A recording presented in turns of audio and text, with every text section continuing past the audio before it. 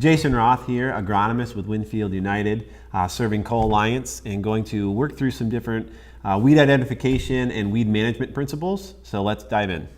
All right, so giant ragweed is what we got here. And again, this is pretty easy to identify at this stage with these large three-lobed leaves. So giant ragweed is an early emerger. It's usually coming up prior to planting.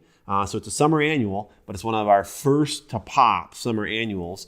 And when you go out there, the first thing you're going to see early in the spring, right, is you're going to see these ovate cotyledons, and that's a key identifier. And then you see, as you get more true leaves coming, you see the tri-lobed leaf compared to a common ragweed, which is going to have 5 lobes. So the difference between a giant ragweed and a common ragweed. And so at 2019, obviously we're struggling to get to the field. So this is not a weed that's going to have just emerged. This is already out there. It's growing. It's going to have more size to it this year. And so we should be seeing it. Unfortunately, we'll be seeing it in a larger size. So as far as control opportunities for giant ragweed, soil controlled soil residual products.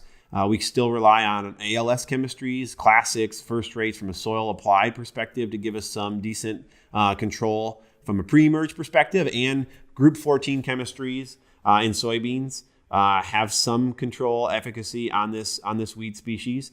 When we look post-emerge, we've relied really heavily on glyphosate to control this weed for the last decade. Of course, the problem is now we have a couple different forms of resistance to glyphosate in giant ragweed.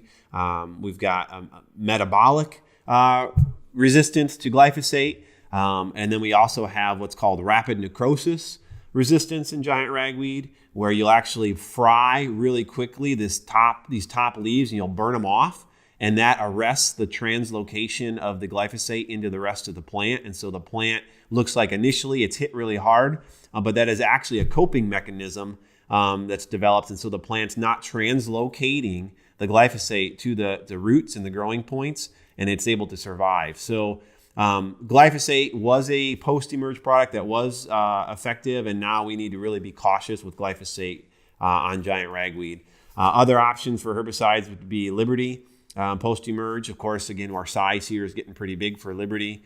You'd want to have all the pieces right in terms of adjuvants and spray volume to get some control on that. Right now in soybeans, our salvation post-emerge on this product has been the auxin chemistry. So now that we're able to spray with Enlist or we're able to spray with dicamba, we are fortunate that this is a weed post-emerge that's fairly responsive to those herbicides for now. And of course, we need to worry how long will we have those chemistries to control this. So we don't want to rely solely on a post-emerge herbicide. Here's the reality. If this weed can become resistant to glyphosate, it can become resistant to 2,4-D and dicamba as well. So while those products are good on it right now, we don't want to be overly reliant on them. We still want to make sure we're using soil residual products where we can. We are continuing to see this weed as well in corn. Probably at times it's related to maybe single pass programs. And we get some that come up later that are missed by that single pass program, or maybe by split applications where that second application is running too late. So generally we do see pretty good efficacy from our group 27 pigment inhibitors. So our Callistos, our Balances, our Impacts, Armazons, other products like that. And then also, again, our auxin products. So we've got great control of this in corn with products like Status or Diflex. Those safe and dicamba products provide really good control. And of course, in Enlist corn, we've got the opportunity to use Enlist to control it with 2,4-D and Enlist corn. So we've got some good products in corn for control as well. And historically, it's in both crops, but maybe has been a little more challenging to manage post-emerge in soybeans. Oh, PPOs. I blanked on PPOs. Yeah, so another option, is PPO products. So in soybeans, right, we've got the opportunity to think about FlexStar, Cobra, Avalanche Ultra, or Ultra Blazer. When it comes to some of the things we've seen in chemistries, we'd say, if you've got a water hemp field, Ultra Blazer, Avalanche Ultra are pretty good on water hemps.